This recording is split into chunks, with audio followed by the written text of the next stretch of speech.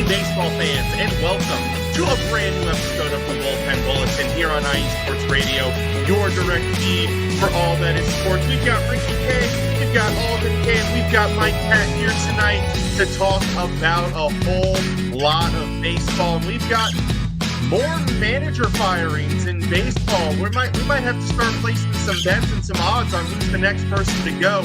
But yes, we do have a manager firing to discuss this week. We're going to talk about that. Also, a pretty major suspension. Jose Alvarado for the Philadelphia Phillies getting a PED suspension. And we're going to talk about the impacts there and how the Phillies need to respond to that and keep their hot streak going. And also some interesting comments from Luis Robert Jr. of the Chicago White Sox. We're going to talk about that as well. And of course, we have to get into our live scores. It's Tuesday night. Pretty much everybody's playing. So we're going to look at what's going on right now. We're also going to talk about who's hot and who is not. Who are the teams that are doing really well over the past week? Who is struggling? I think everybody who knows me especially can guess who's going to come up in that conversation. We're also going to look at our upcoming series for this weekend, of course, and some minor league spotlights. Some guys doing well there, but I think probably maybe the longest feature of the show might be the women's college softball super regionals have been set. Some great play, some wonderful upsets this past weekend in the regionals. We're going to highlight a handful of those and talk about what's coming next. And college baseball is in their conference tournaments. So lots to talk about in the college ranks, lots to talk about in the pro ranks. And then, of course, we have to finish off with all around the Diamond segment where we're just going to chat about whatever's on my mind. Once again, you've got Ricky K, you've got Alden K, and you've got Patt on the Bullpen Bulletin here on IE Sports Radio, your direct feed for all that is sports. We're going to hear a little bit about our sponsors, and we'll get right to it.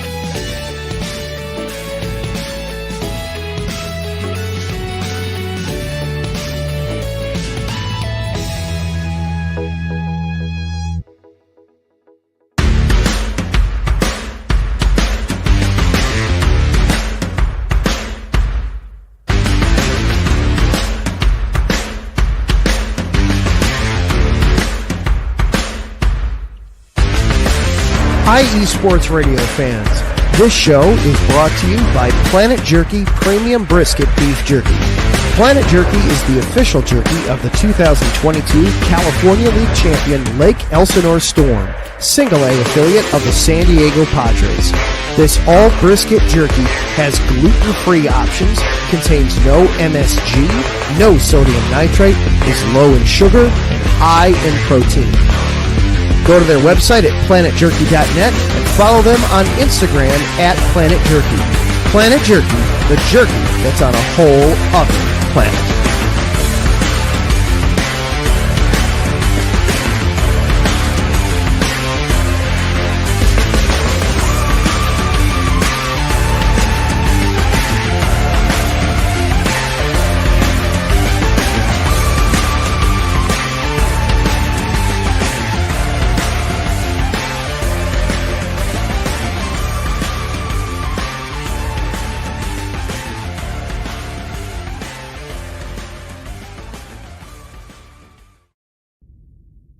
Rise and shine. It's 4 a.m. The stars are still out. The sun is beneath the horizon, but it's time to punch in and go to work. The comfort of your warm-ups turns into the grinding out of your reps as the clinking and the clanking of the plates create a symphony of euphoria. There's no other feeling like it. Earn it, burn it, and take what's yours. IE Sports Radio has proudly partnered with Vital Apparel, a brand that not only fits great, but also promotes and donates to mental health research. Use our code IESR to get 15% off their comfortable and inspiring gym wear and help them on their amazing journey to support mental health. Go hard, take part in your iron therapy, and be strong. Because when your mental health is as strong as you are, there's no telling how far you'll go.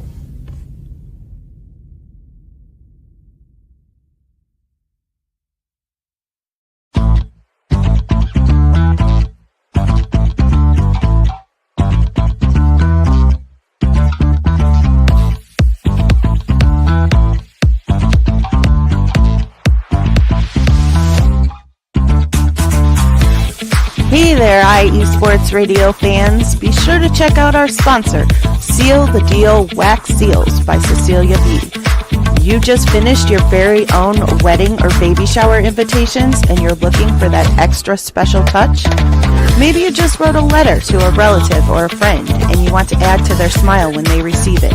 Then seal the deal with Cecilia's handmade sealing wax stamps for your invitations, letters, and gifts. You bring the deal, we'll bring the seal.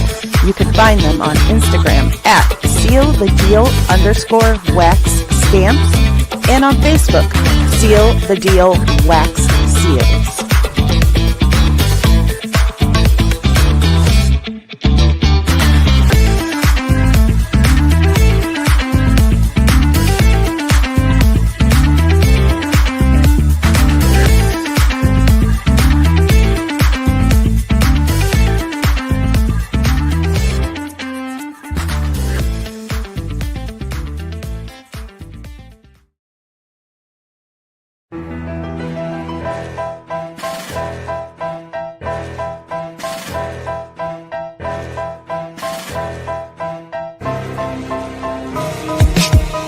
For the last 10 years, IE Sports Radio has been bringing you amazing content ranging from interviewing legendary athletes, coaches, and other authorized media personnel to building tailor-made shows dedicated to all major sports cities around the country.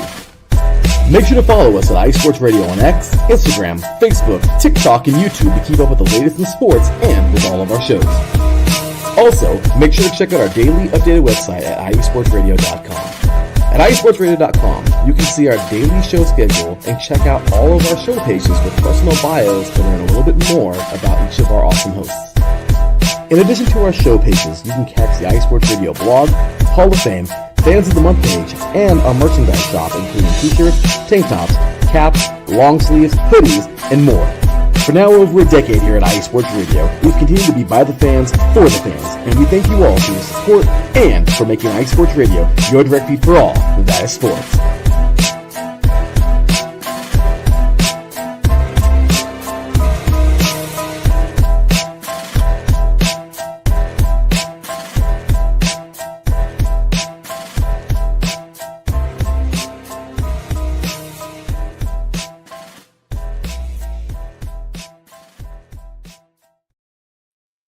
And welcome back to the Bullpen Bulletin here on IE Sports Radio, your direct feed for all that is sports. Once again, shout out to our sponsors, Planet Jerky Premium Brisket Beef Jerky that's on a whole nother planet.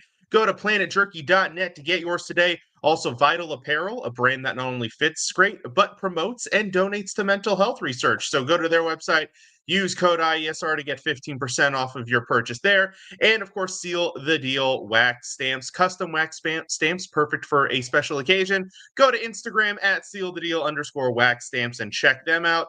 Also, of course, follow us on all social media. And of course, follow, if you're a big fan of the show, check us out on X. You can follow the main show page at BP Bulletin_IESR. You can follow Ricky at Rickinator555, talking baseball and all things New York sports. You can follow Alden at the AZTRL, checking out baseball and all things Arizona sports. And yours truly at Let's Wine_IESR, complaining about the Orioles mostly, more than not. But guys, let's get right to it. First of all, we got a couple people in the chat. Jen B, have a great show. Thank you for that.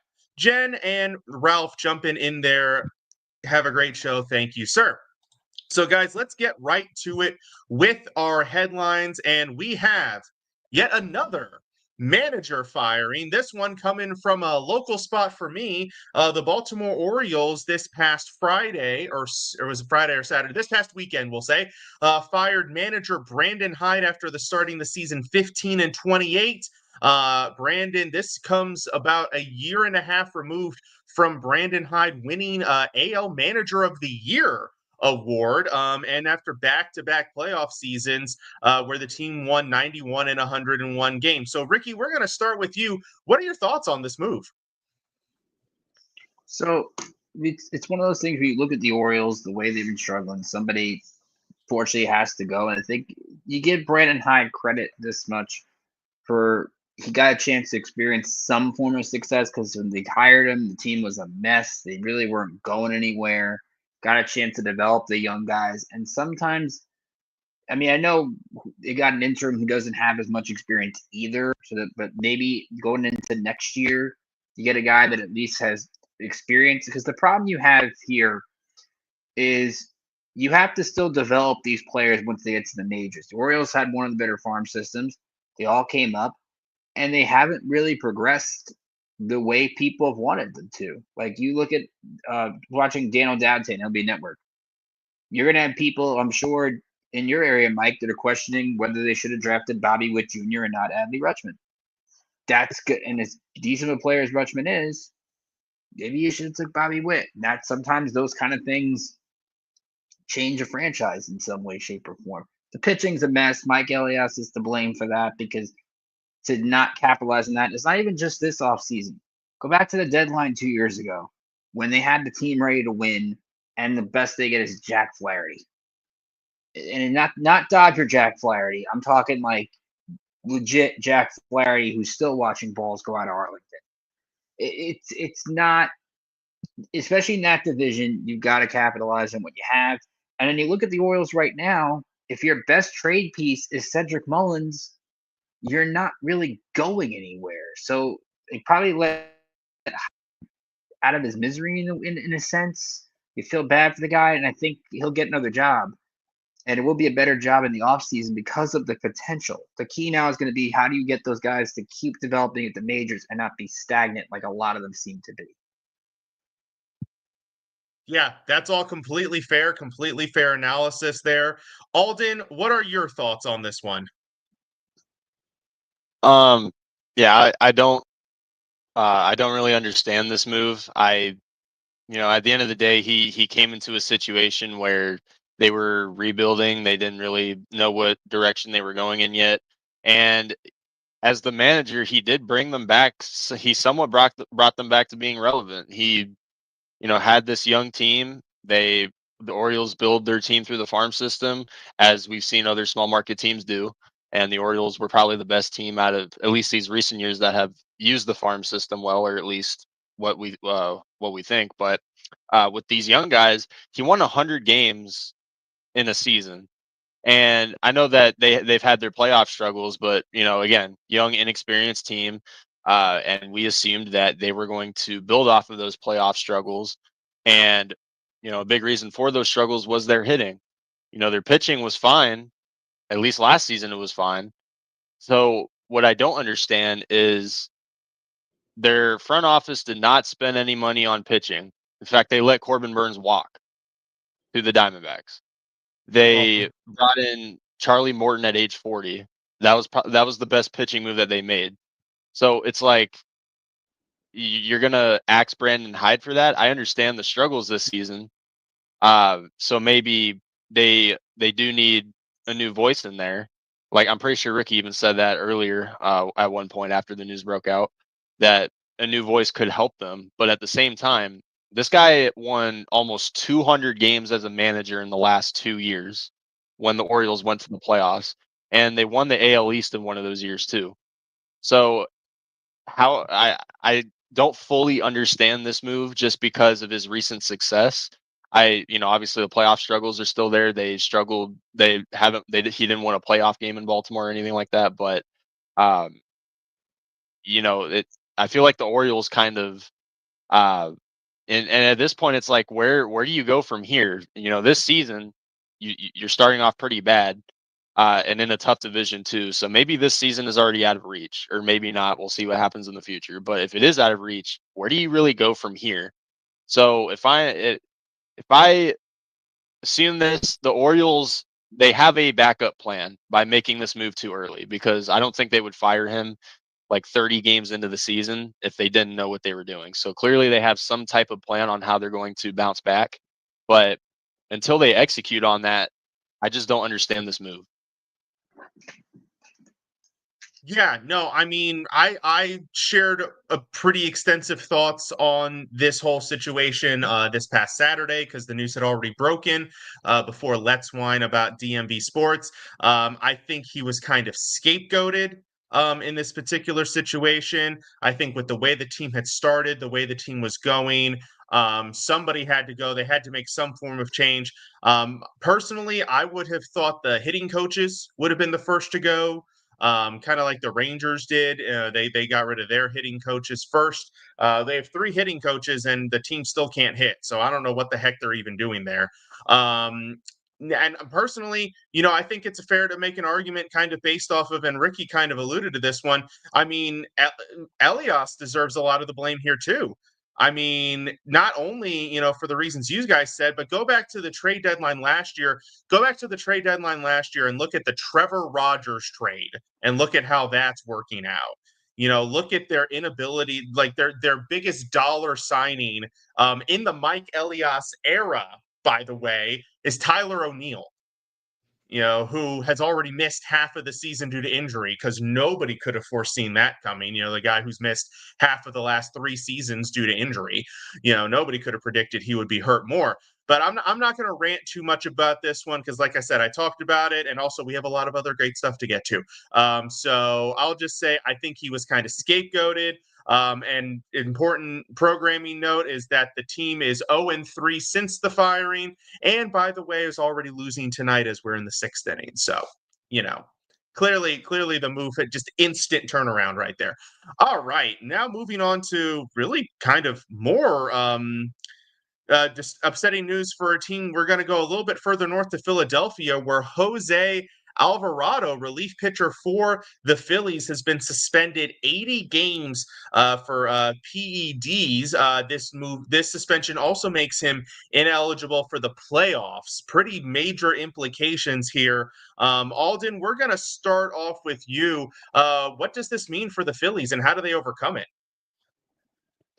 Yeah, just when I saw this news, I first thought of the what happened to Jorge Soler, his 80-game suspension as well. And one of the questions I had about that situation was who's going to step up in his place.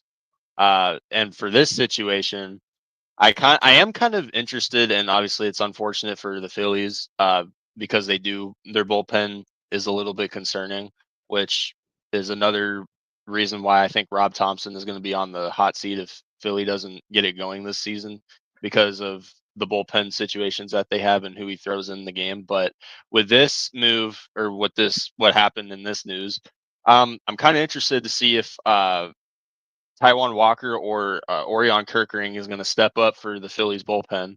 And there were rumors that the Phillies are going to make an important decision on Andrew Painter, who's currently in AAA right now, after this news broke out as well. So, we could be seeing him start off as maybe a bullpen pitcher for the Phillies this upcoming season. So, but overall, this situation, it just adds on to Phillies bullpen issues. And, but it did open up a lot of interesting scenarios that the Phillies could make, especially with the trade deadline, which is we see Dombrowski get involved in quite a lot actually.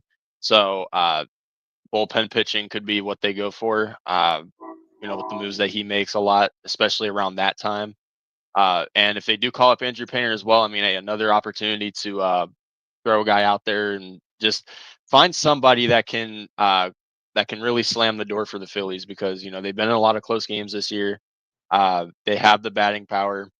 All they really the pitching is really what has caused the slow start. Well, not slow start, but kept them like in close games a lot this season. So yeah, this Alvarado suspension, unfortunate for them, but it's kind of interesting to see who's going to step up for the Phillies bullpen in this.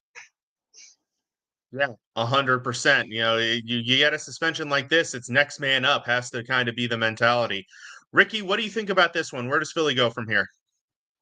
Well, there's reports out there that the Phillies maybe try to get a reunion with David Robertson.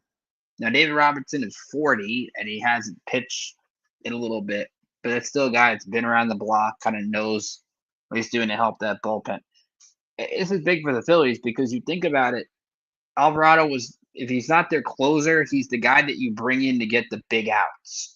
And you had a bullpen that had questions last year that now doesn't have Alvarado. Jeff Hoffman leaves in the offseason. Estevez leaves in the offseason.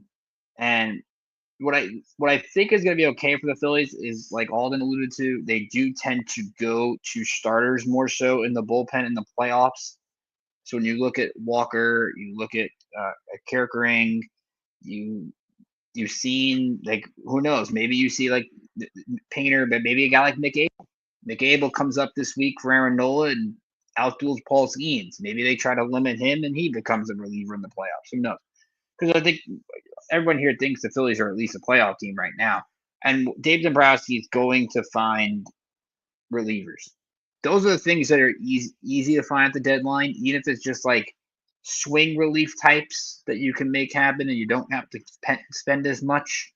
Like if you call up the Marlins for an Anthony Bender, you're not going to have to give up the farm for Anthony Bender. Like that's going to be fine. So I think the Phillies are going to hit. They're going to have good starting pitching.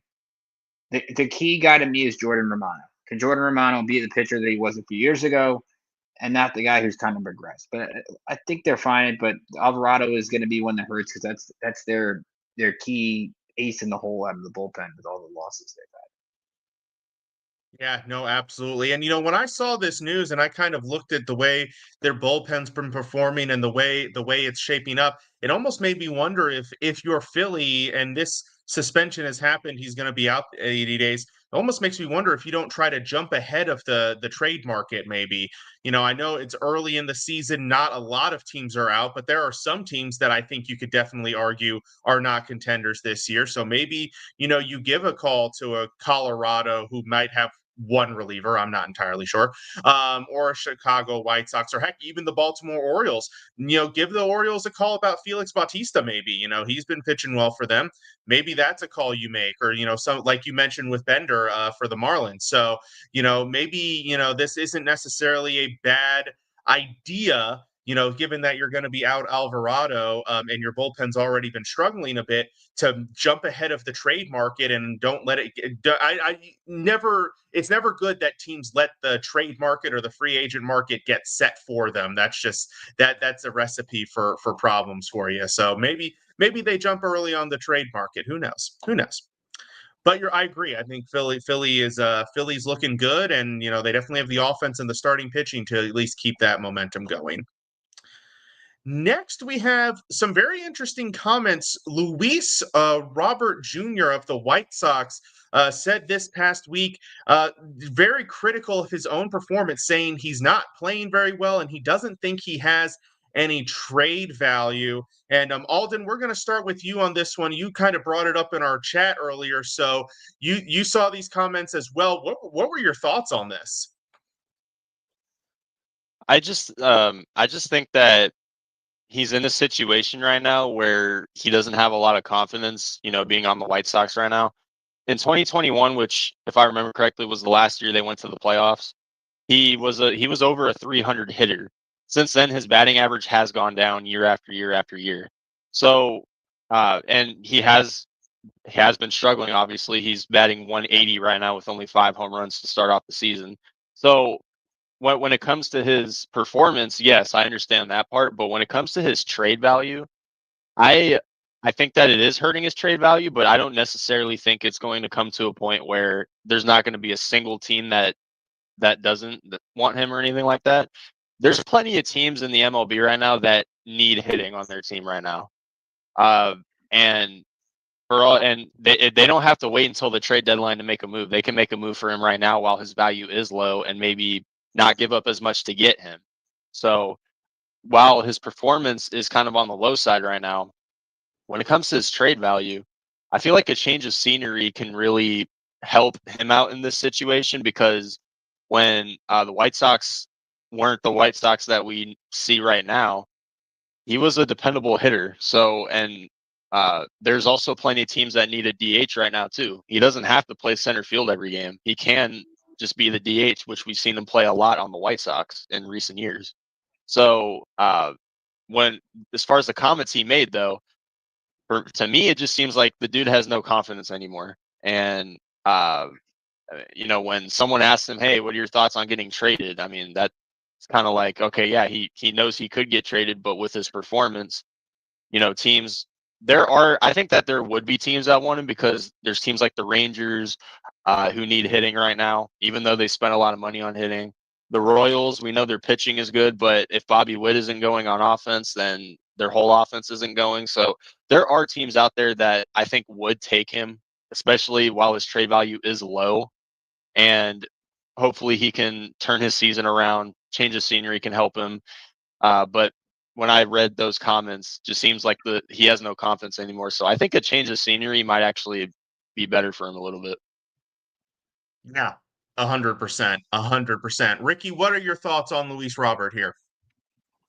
It's just sad because you think about, like Alden said 3 years ago with Robert, you think about that White Sox team with Eloy Jimenez and what Eloy Jimenez ended up being and what Moncada's ended up being, what Jose Abreu ended up being, even though he's had, like, you hate to pile on him, but you feel sad because, okay, the White Sox got off to that great first week and then they do nothing again.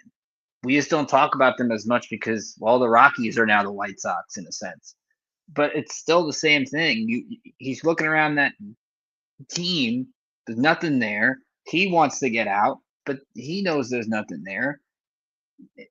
Maybe he wants to change. You never see a player want a change of scenery that's bad. It's usually one that needs to get out because he's a star and wants to win. And to me, it's like, okay, I kind of look at him like an Austin Hayes type, and you're familiar with this, Mike, obviously. Get a guy that kind of starting to struggle but has very good potential, which Robert has. Get him, put him on your bench in the postseason. Maybe he pinch hits. He gets a big hit somewhere. That's the kind of guy Robert can be.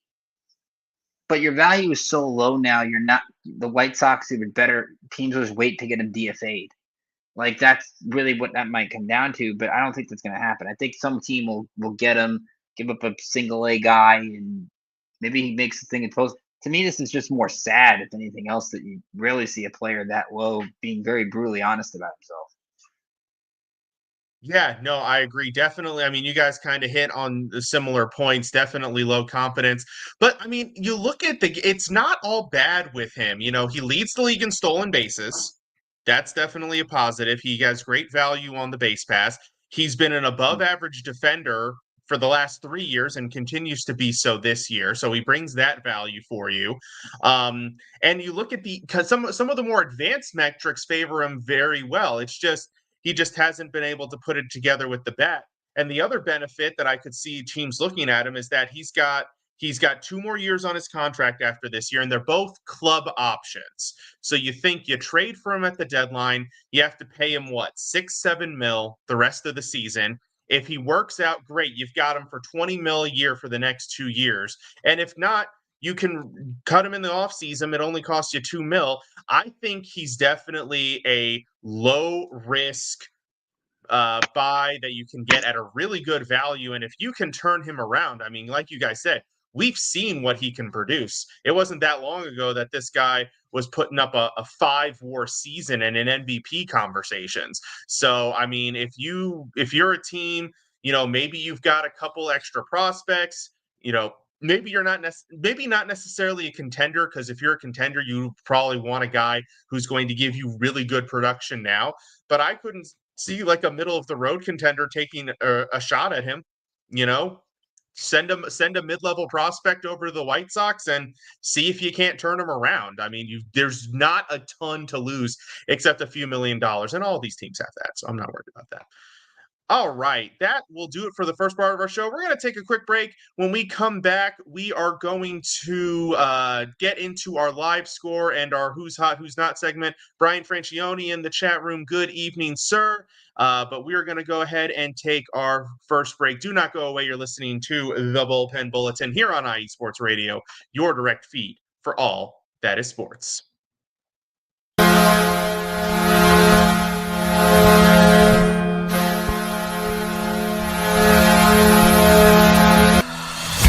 Hockey fans, I'm Adam Kernick. And I'm Zach Puplis. Together, we are the newest version of Hockey Talk on IE Sports Radio, The Neutral Zone. Zone. We love hockey, but we also know it's not everyone's first sport. So we want to make this show as much for new fans as for the diehards. Whether you can name all the Swedes on the 08 Red Wings Stanley Cup team, or if you can't tell if Varlamov is a goalie or the latest trendy vodka, we're here to help. With facts, figures, and outrageous fans, we bring you all the hard-hitting hockey news you can handle, while still keeping it fun and on the rails. Well, mostly. So tune in every week as we go around the hockey world, from college to Canada, the minors and the majors, and everywhere in between. So bring your cellies, And your one-timers, your wicked wristas. and be sure to protect your five-hole. Catch the Neutral Zone every week on IE Sports Radio, your direct feed for all that is sports. We promise not to pick on the Arizona Coyotes every episode.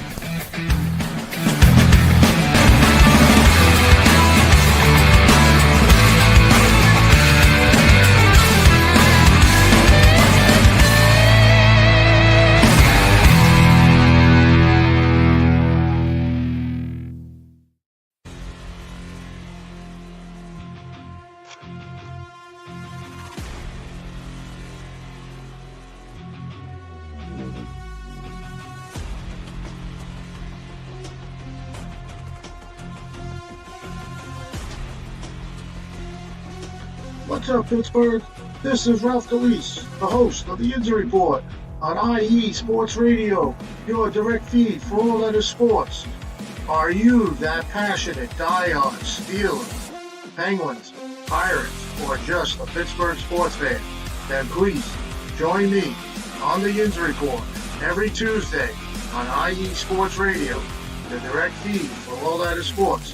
And I will update you on all that's black and gold, and have you telling your Pittsburgh fans and friends what's up with Pittsburgh sports. Tune in Tuesday with me, Ralph Calise, the Injury Report on IE Sports Radio, your direct feed for all that is sports. Let's go!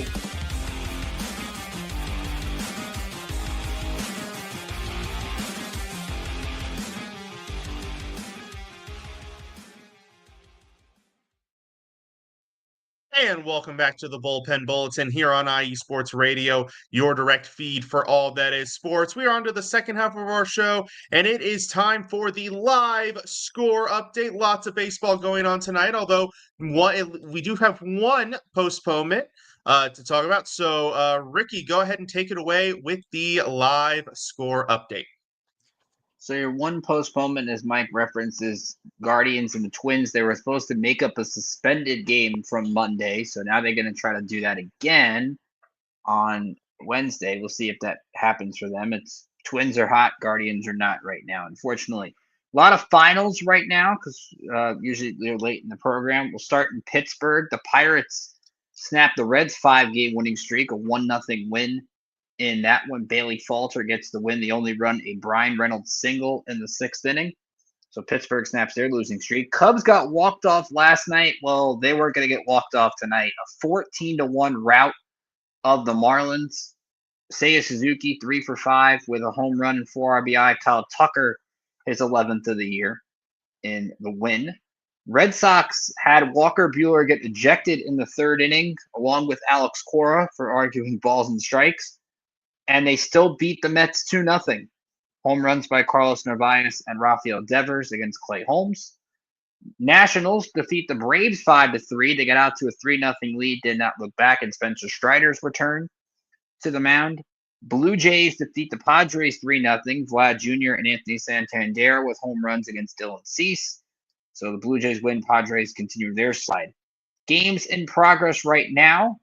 Down in Tampa, we got a good one. 2-2 Astros and Rays in the bottom of the 8th inning. Tampa Bay has rallied to tie that game. That came on a 2-run single by Jonathan Aranda. Tigers and Cardinals in a rematch of the 2006 World Series. No, it's not Adam Wainwright and Kenny Rogers, but the Cardinals were down 4-0. Tarek Skubal was on the mound, and St. Louis rallied to tie it. Nolan Arenado, a 2-run homer in the 6th to start the rally, and the Cardinals rallied from there against the Tigers bullpen. So a good one going on at Busch Stadium. The Brewers lead the Orioles 3-0. That game in the top half of the 7th inning. Milwaukee 2 games under 500. We already talked about the O's. Bryce Terang, a home run, and Sal Frelick, a 2-run homer. Yankees lead the Rangers 5-0. That game in the bottom of the 8th. Aaron Judge, a 2-run homer just a moment ago, his 16th of the year. He's still hitting over 400. Will Warren, a career-high 10 strikeouts in 5 2/3 innings. The Yankees seem really good his last 3 starts against against the AL West, essentially. In Colorado, well, the Rockies keep losing as the Phillies lead 3-0 that game in the bottom of the fourth inning. Phillies scored all 3 runs in the first. Nick Castellanos, an RBI, Bryce Harper, a couple RBIs. White Sox had a rain delay against the Mariners, but that game was underway. No score in the second inning. So I'll keep you posted on that. Games that are currently either about to start or going to start it later on. The Royals are at the Giants tonight. Another famous World Series. It is Birdsong for the Giants against Michael Lorenzen for the Royals. Angels and A's coming up in about 20 minutes in Sacramento. Kyle Hendricks against Gunnar Hoglund. And D-backs and Dodgers out in LA. Dodgers trying to snap their skid at home. It is Ryan Nelson for Arizona against Yamamoto for the Dodgers. Great baseball. A lot of close games tonight. A lot of good ones. Except for that Cubs Marlins game. That was a little bit depressing. All right, now we're going to move on to who's hot and who's not. Alden, we are going to kick it off with you, sir. Who is your hot team of the week and who is your not team of the week? Yeah, so my hot team, kind of ironic because when I was going to talk about them, they just lost to the Pirates today. But I wanted to briefly bring up the Reds as my hot team because before losing today, they were on a 5-game win streak, which is something that they need, especially in the National Conference. That's what they needed, even though beating the Guardians and the Pirates and this and that. I wanted to bring that up because they have a good schedule coming up. They have a really big test. They have a series against the Cubs and then the Royals, and then they play the Cubs again. So they're going to be playing the Cubs in 2 different series in a little bit over a week, and then they got the Royals in between that as well.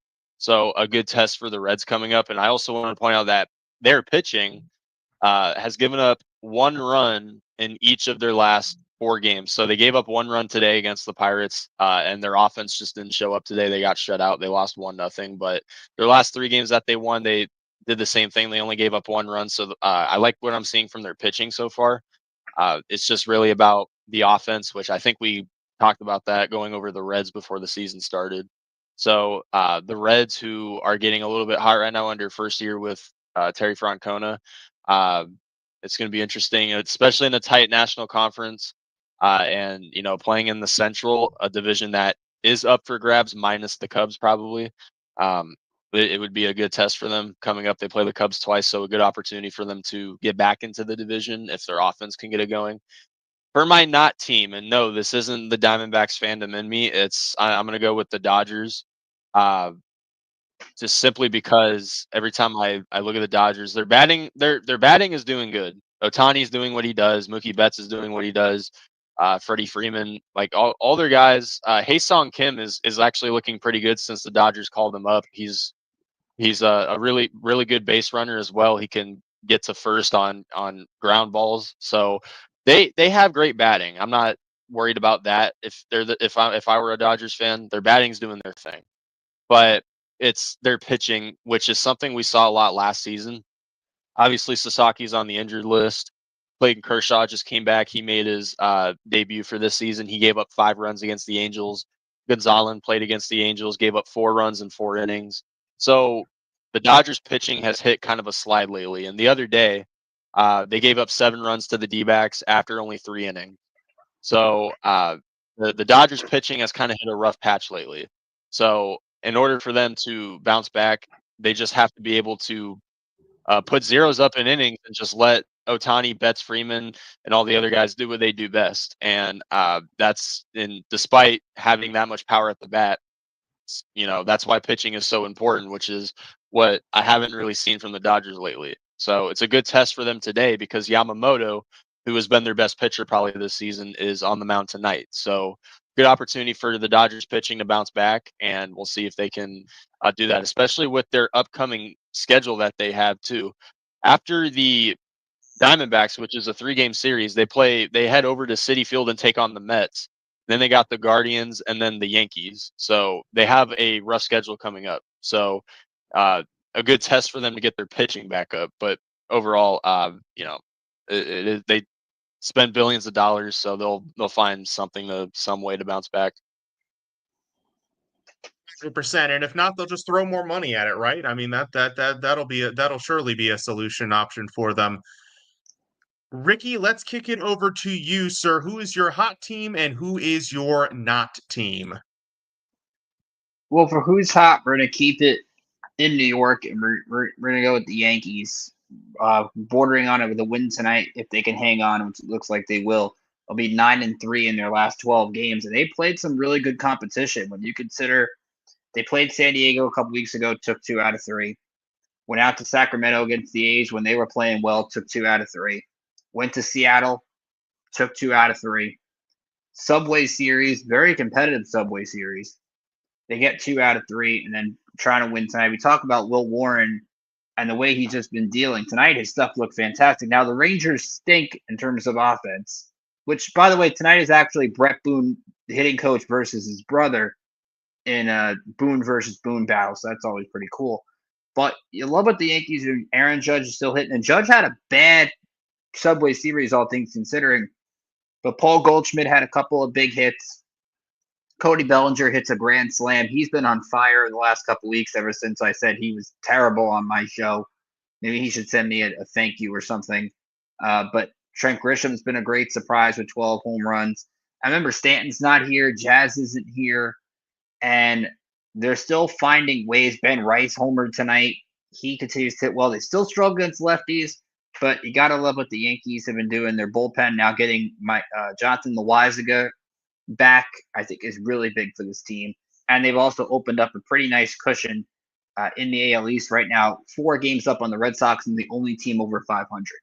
So pretty good start for them. In terms of who's cold, let's go out west. Let's go to Sacramento. We were looking to see what the A's would kind of do in a stretch where they were playing some tough teams, and they have kind of failed that test. When you look at their last couple of series, they played Seattle at home, lost 2 out of 3. Played the Yankees, lost 2 out of 3. Played the Dodgers, won 11-1 the first game, and then lost 19-2 and 9-3 in the other 2.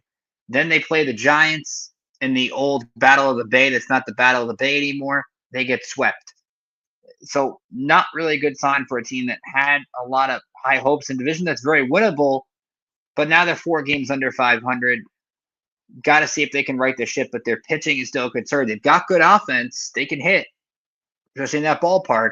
They got to find some pitching, and I think that's been the key in what their struggles are. So not good for Sacramento or the A's, whatever. I want to call them like the Sacro Vegas A's, kind of, but that's where we're at right now with them. Los Mento or something. We can play around with this name. We can have some fun with it over the course of the season. So for my hot team, I am going to also stay out west. I'm going to go with the Mariners, and it's interesting because if I recall correctly, I think I might have had them as my who's not team last week, but they've won 5 out of 6 this week, including 4 in a row. They've reestablished their lead in the division, 2.5 games over Houston, and they swept the Padres. So the Padres are not a bad team by any stretch of the imagination.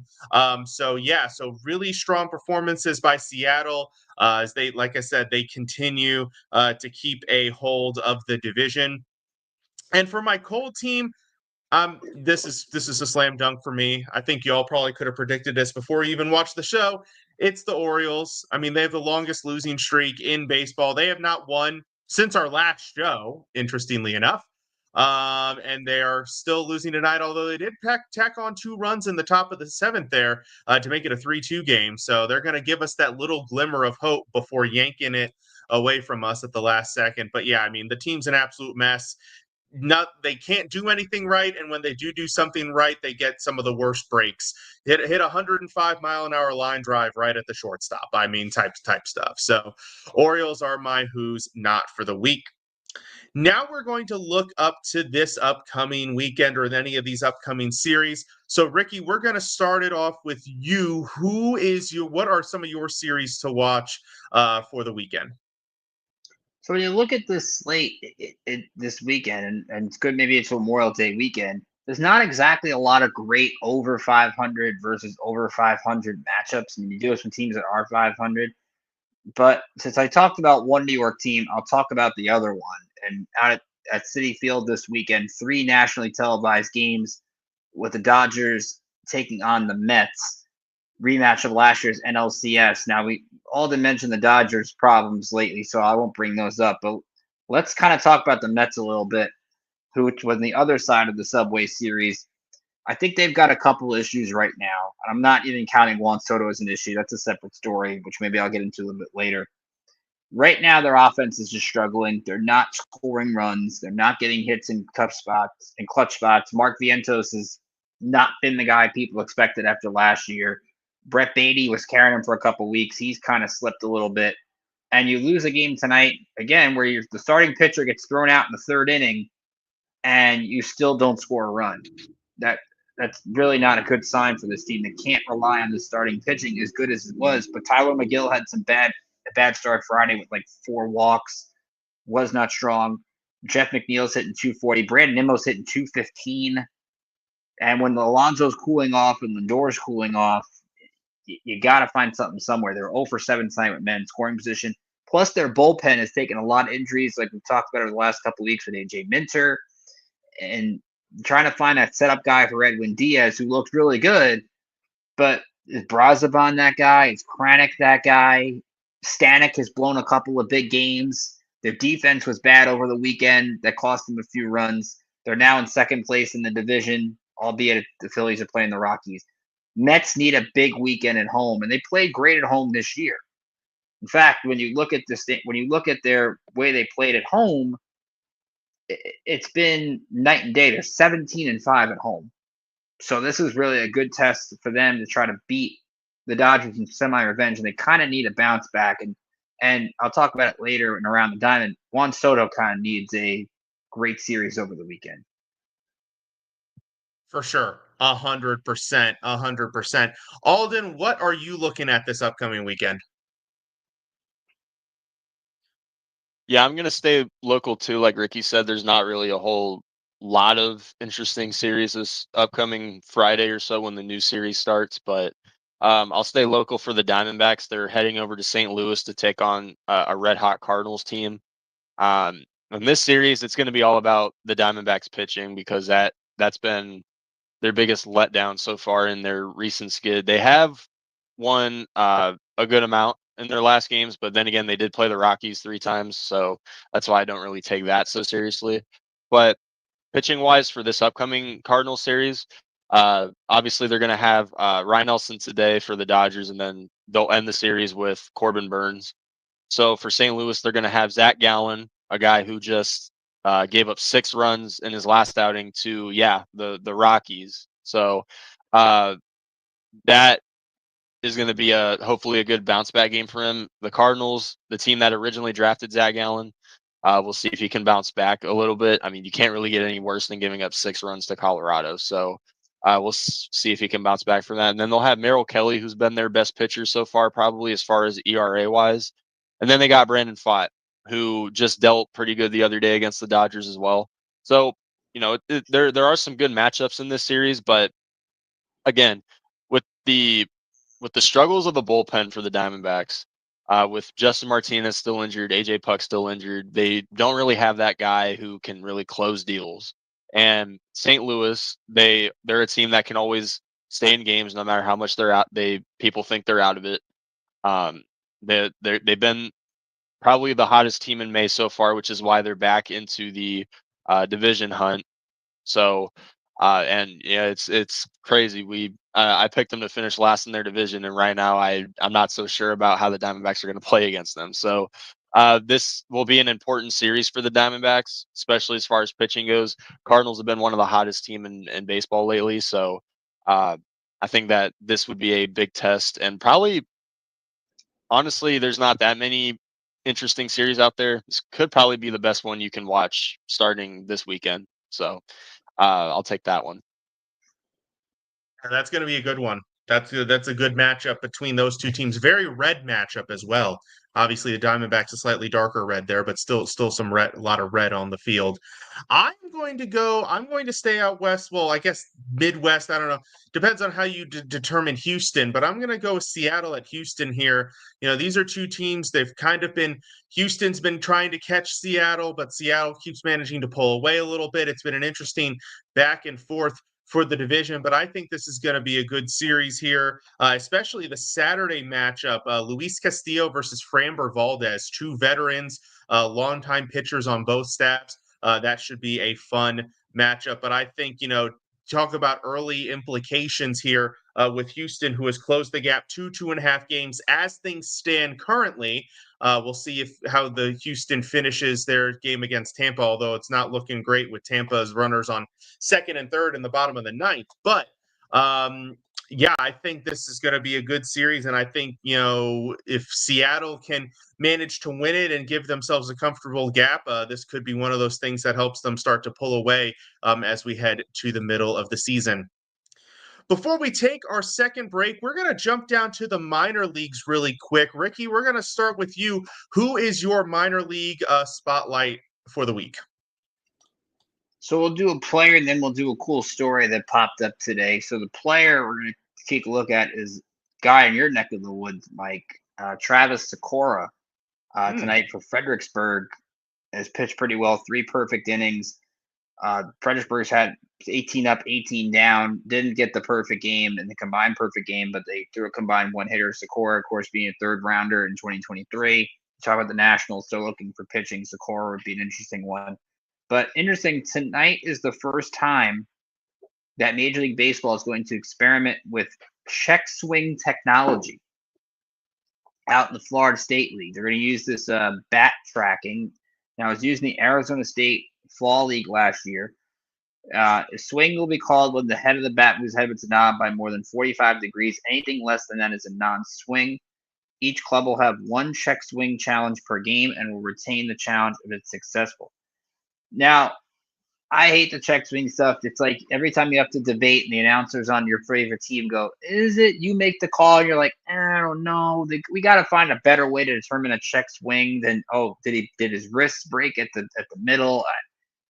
I don't know. Maybe having technology will be pretty good. We'll see how it goes out in the minor leagues as we eventually, I think we'll get the ball strike technology.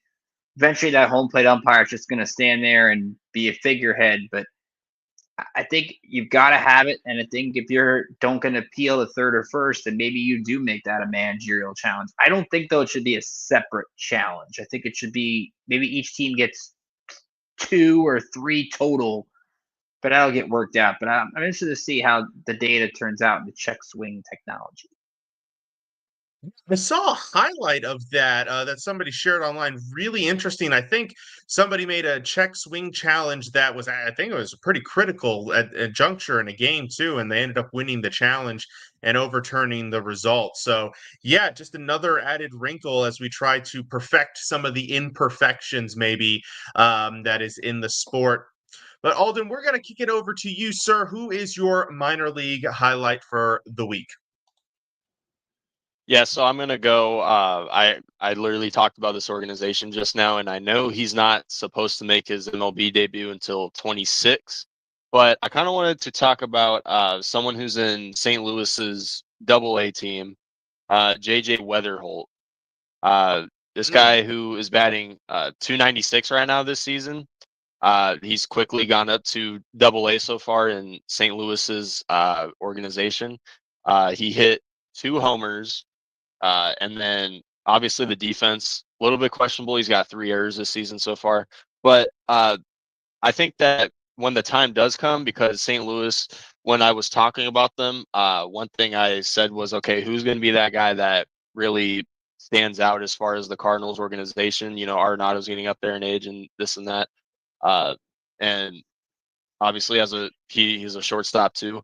So the defense, then again, it's AA, so I'm sure by 26 he'll get developed well by then. But yeah, with the batting average he has and his on base percentage is almost at 40. So I wanted to point him out a little bit. I know he's not supposed to play till 26, but I think that he can next season, especially with St. Louis, the hot streak that they're on right now, and as they continue to try to get better from that.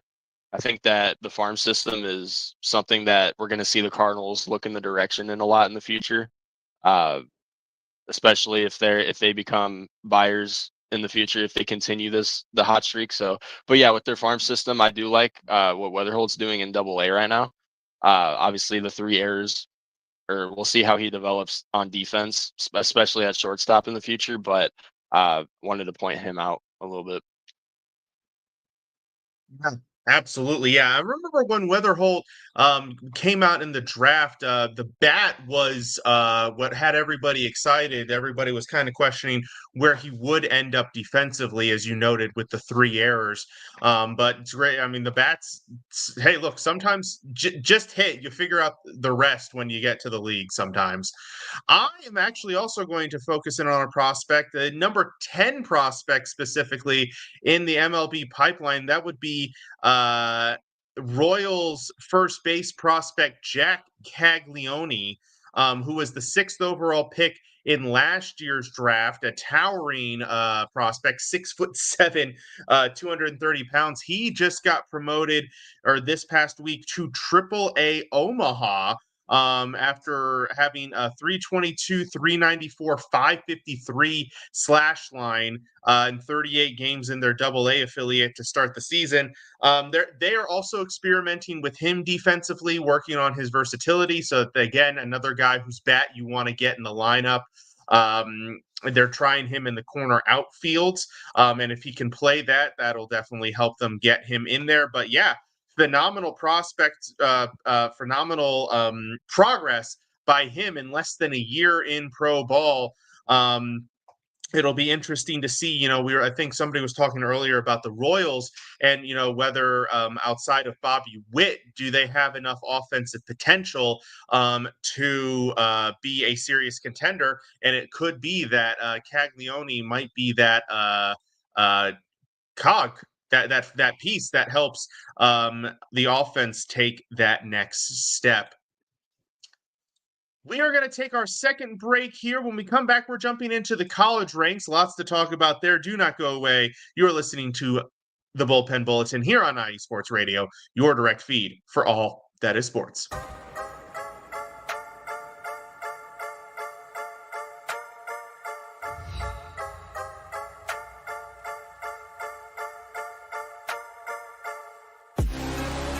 What's up, Wisconsin sports fans? I'm Dan, diehard Baholic, host of the Wisconsin Whistle. Check us out every Wednesday at 6 p.m. Central, 7 Eastern, 4 Pacific. We're talking Green Bay Packers, Milwaukee Brewers, Milwaukee Bucks, Marquette basketball, Wisconsin football and basketball, and all Wisconsin sports. Don't miss us each week, Wednesdays, 6 p.m. on IE Sports Radio, your direct feed for all that is sports.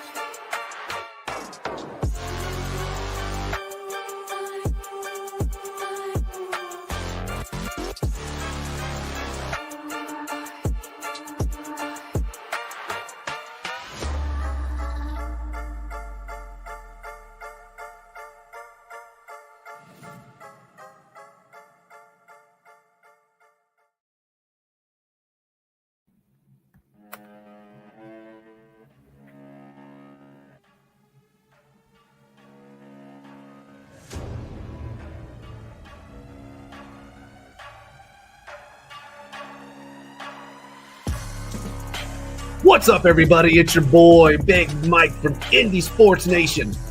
Come hang out with me each and every Friday, 5 p.m. to 6 p.m. Eastern Time, where we talk things Indiana sports.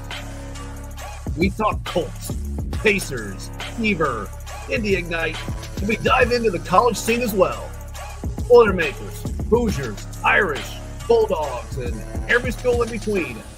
And we don't stop there. We'll sprinkle in some NHRA and cover the IndyCar series. From the turf, to the hardwood, to the track. We got you covered. Come hang out with your boy, Big Mike. Each and every Friday, 5 p.m. to 6 p.m. Eastern Time. Indie Sports Nation. Right here on IE Sports Radio, your direct feed for all that is sports.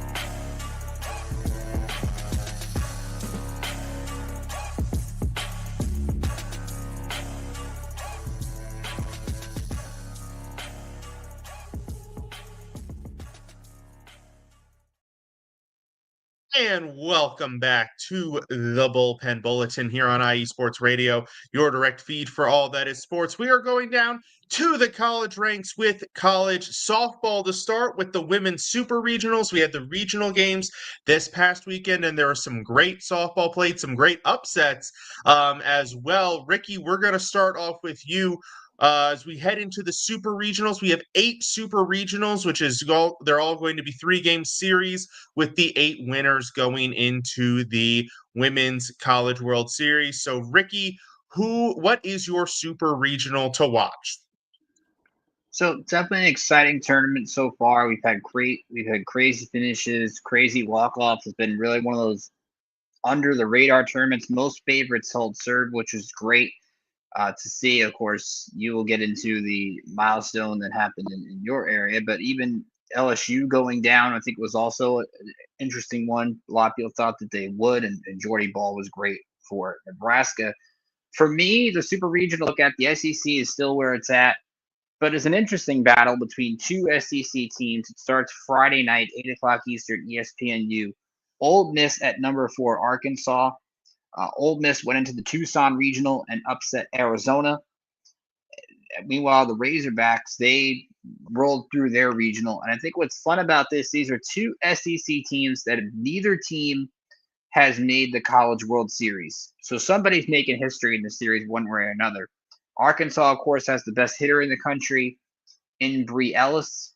These 2 teams played a 3-game series earlier this year. Old Miss won 2 games in a blowout, and then Arkansas scored 20 in the 3rd game. So we've had 3 blowouts. So in a best of 3 like this, who knows what the outcome will be.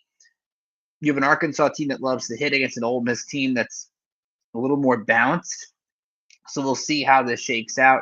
So you have that and the matchup I was referring to earlier, Nebraska and Tennessee and Knoxville.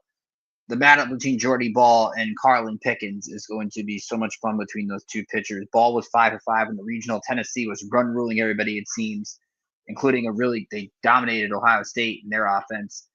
So Nebraska and Tennessee in Knoxville Friday night will be fun as well. Yeah, Ole Miss knocking out not only Arizona but also Grand Canyon. So they're just taking Alden just completely out of the tournament altogether there.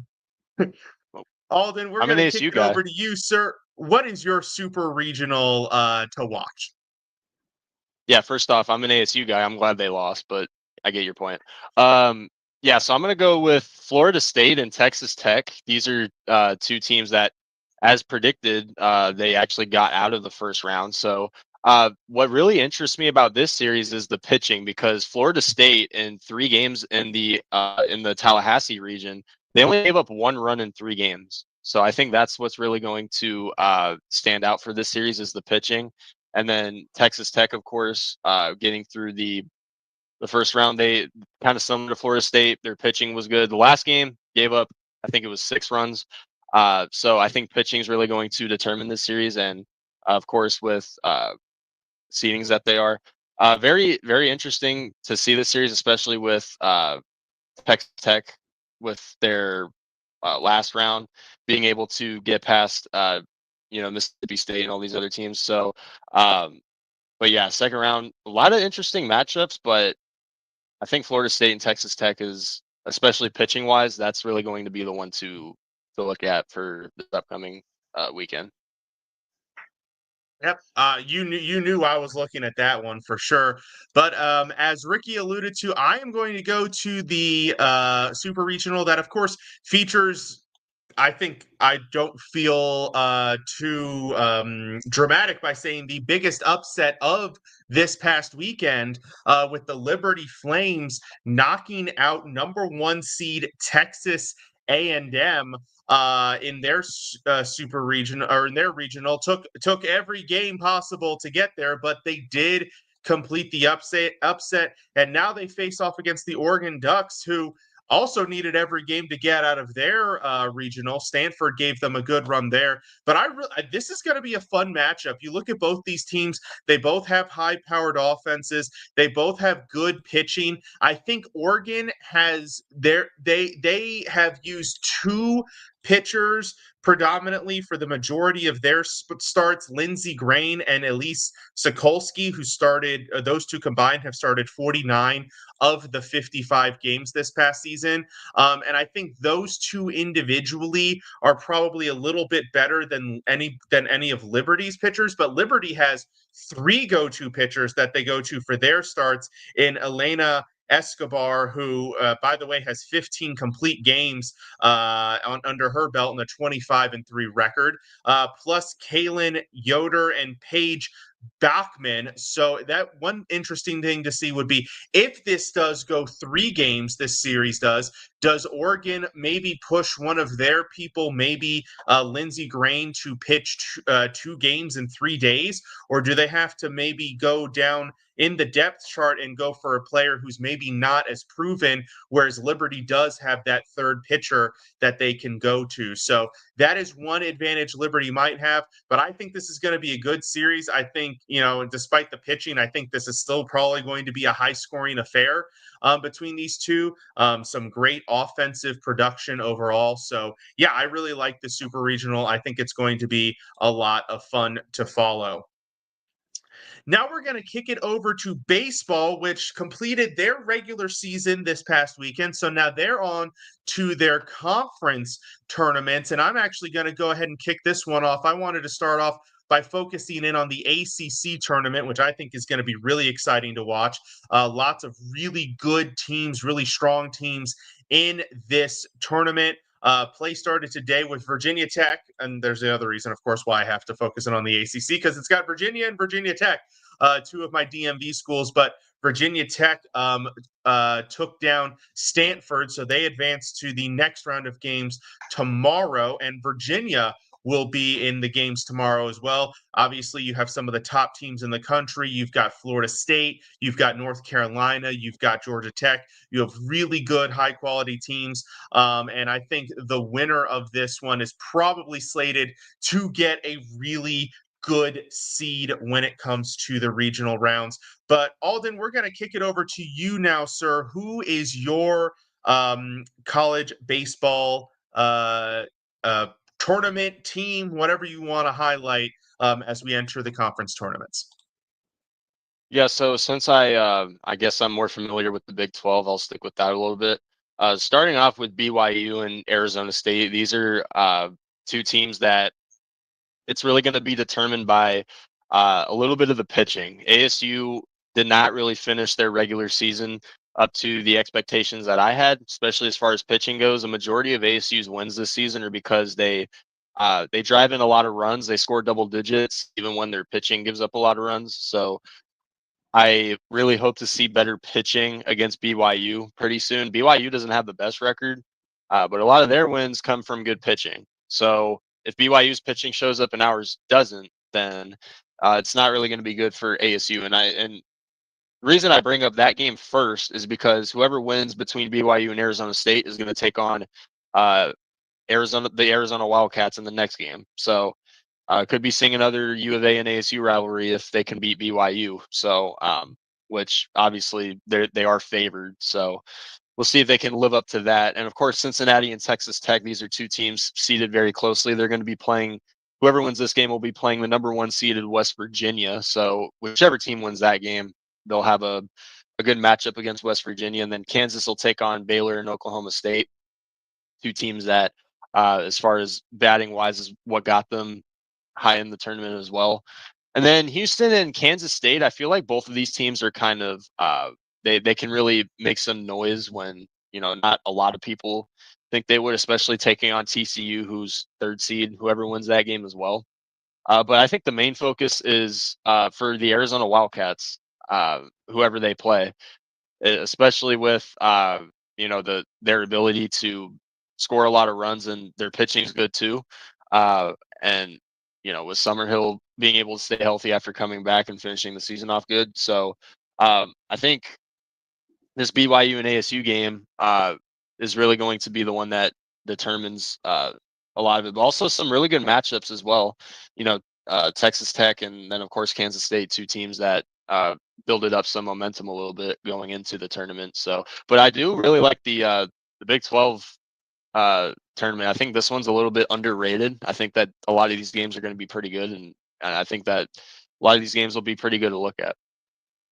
Great stuff. Great stuff. Yeah, I'm excited for the Big 12 tournament. A lot of good teams, a lot of good matchups there as well. Ricky, let's kick it over to you, sir. Who are you highlighting this week in college baseball? So we'll keep it with the Big Four conferences. So obviously we can't go a segment without talking about the SEC. That's out in Oh, Hoover, yes. Alabama.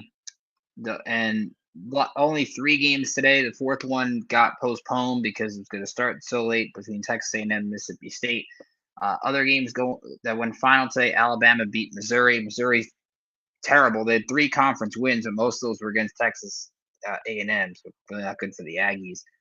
Oklahoma beat Kentucky in a big game on the bubble for both those teams. Sooners won 5-1 in that one, and then Florida's been on fire lately. Even though they're 15-15 in the SEC, they're playing some really good baseball right now. They beat South Carolina 11-3. Ty Evans went 3 for 5. You look at the SEC, and right now it's just, I think, a lot of fun matchups that you're going to get over the course of this week. You get Alabama and Tennessee tomorrow afternoon, which is a good game. Florida against Ole Miss also tomorrow, which should be great. And then you go to Thursday right now, you've got Auburn, Texas, which of course won the SEC. Vanderbilt's playing well. And then you go, what's going to be interesting is you still have Arkansas and LSU that don't play till Friday in a single game elimination tournament. So you have a team that could play LSU, and they might have played like 3 days in a row or four days in a row. And how do you get through this gauntlet of a conference where, hey, the SEC is going to have a lot of regionals hosts when the baseball selection is announced on Memorial Day, and we'll see what that bracket looks like. I mean, LSU has been playing extremely well. They did take a loss to South Carolina last week as the number 1 team in the country, which kind of been the jinx for LSU. I think Florida could really go on a run just because of the way that they are playing. They're a little bit average to the beginning of the season, and they're playing well there. And then since we didn't get to the other one, the Big Ten does their things kind of weird. They got a pool play, so it's really tough to really break down pool play necessarily because you really don't know what's going on. But we did have extra innings in a game today because we're running down on our final midweek college score updates. Illinois beat Michigan in extra innings. So we did have extra innings at the college baseball tournaments today. Very nice. Love me some good free baseball, as they call it. When you're at a game and a game goes to extra innings, you call it free baseball there. Now it is time to wrap up our show here with our Around the Diamond segment. Whatever's on our mind, we're going to talk about it. Ricky, we're going to kick this one off with you. What are you feeling this week for Around the Diamond? So I teased it for our listeners earlier. So let's talk about Juan Soto, who I think, look, you go into a series like that over the weekend, you're gonna get booed. I think he handled the boos extremely well. It was very creative from the bleacher creatures to turn their back to him in right field. You never really see Yankee fans kind of act the way they did.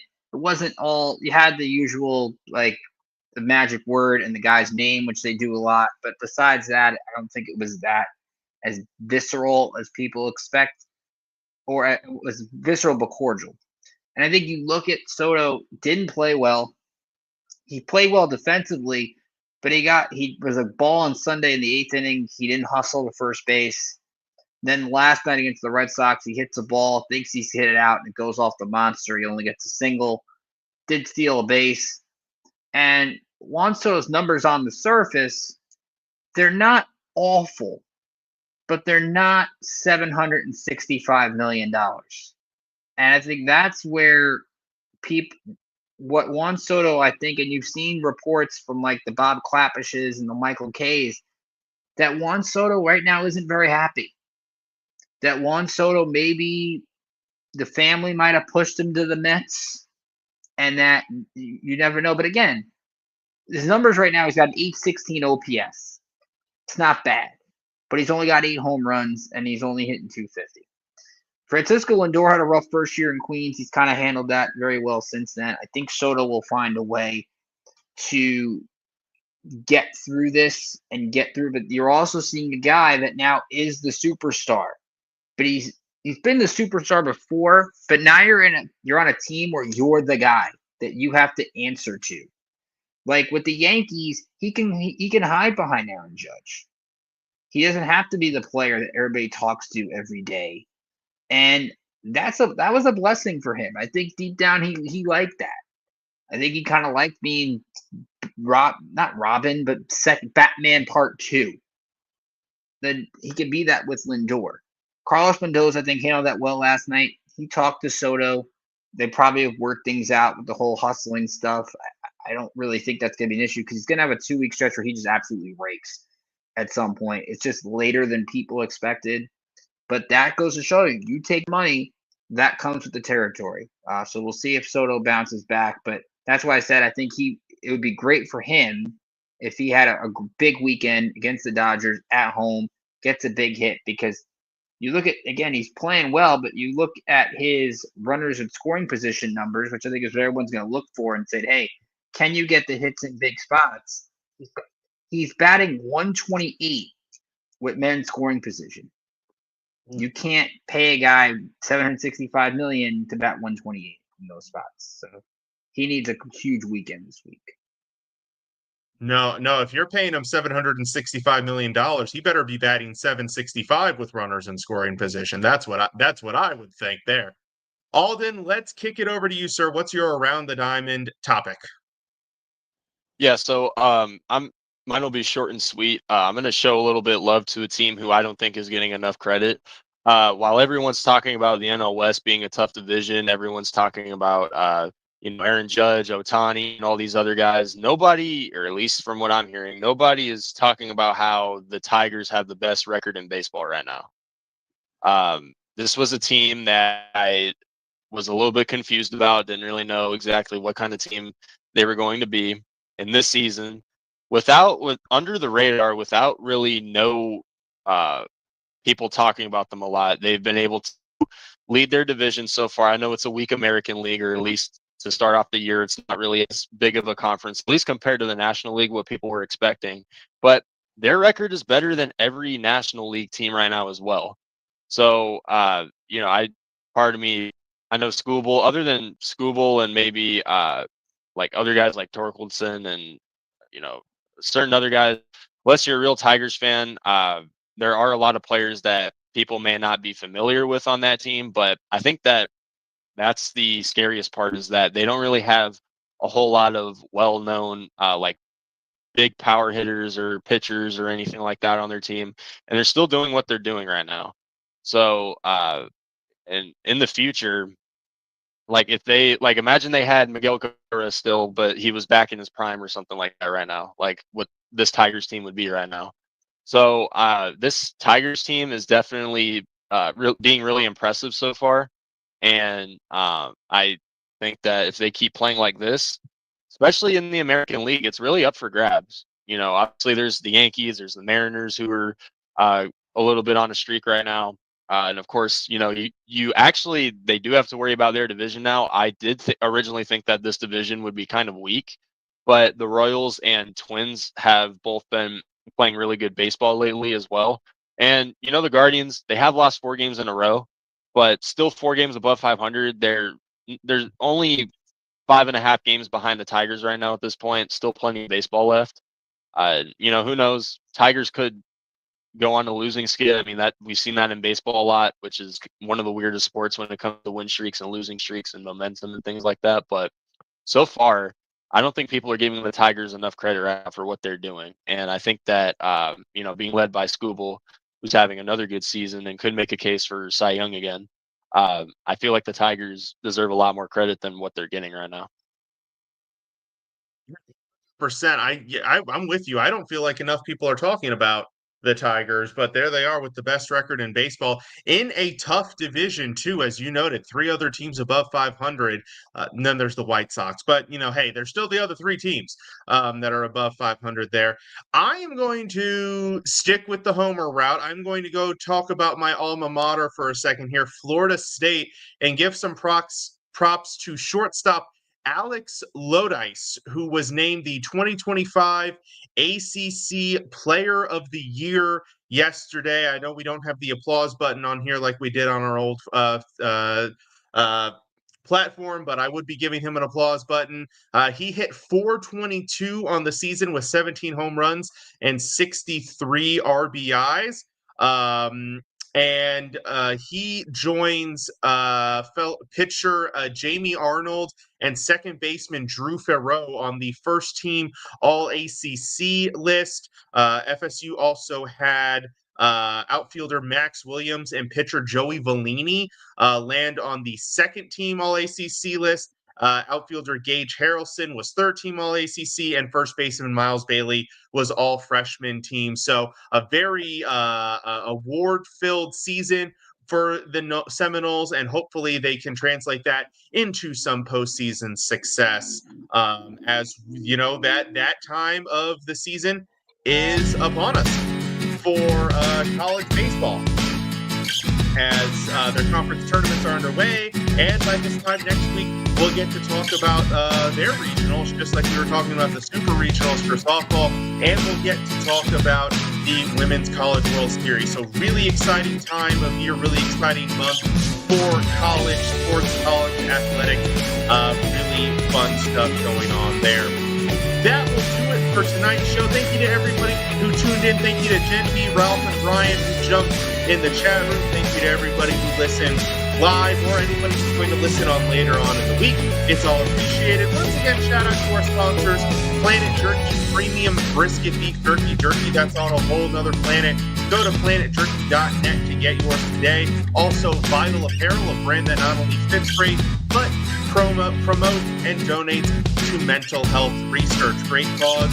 Go to their website, use code IESR to get 15% off their gym wear, and continue to support them on their amazing journey to support mental health research. And then Seal the Deal Wax Seals, custom wax stamps, perfect for your special occasion, birthday, wedding, party, whatever it may be. Check them out on Instagram at @SealTheDeal_wax stamps. Of course, follow IE Sports Radio on all social media platforms, X, Instagram, Facebook, TikTok, and YouTube at IE Sports Radio. Be sure to check out the website, IESportsRadio.com. You'll find our show pages, you'll find the blog, you'll find our merchandise, you'll find the Hall of Fame, and so much more. And of course, if you have not done so already, please follow the show on X at BP Bulletin _IESR. You can also follow Ricky at Rickinator555. You can follow Alden at BAZTRL, and you can follow yours truly at Let'swine _IESR. We'll be back next week talking more baseball. The season is still in its youth. We've got a long way to go. We're not even at the 1/3 mark of the season. So lots of baseball to go, lots of, potential drama. Who knows? Maybe we'll be talking about another manager firing next week. It seems to be the going trend for the past few weeks there. But we'll be here to talk about it all, catch up on all of your college level news, catch up on your minor league stuff, and so much more. Once again, this has been Ricky K, Alden K, and Mike Patt for the Bullpen Bulletin here on Sports Radio. Your direct for all that is sports. Have a great week. See you next time.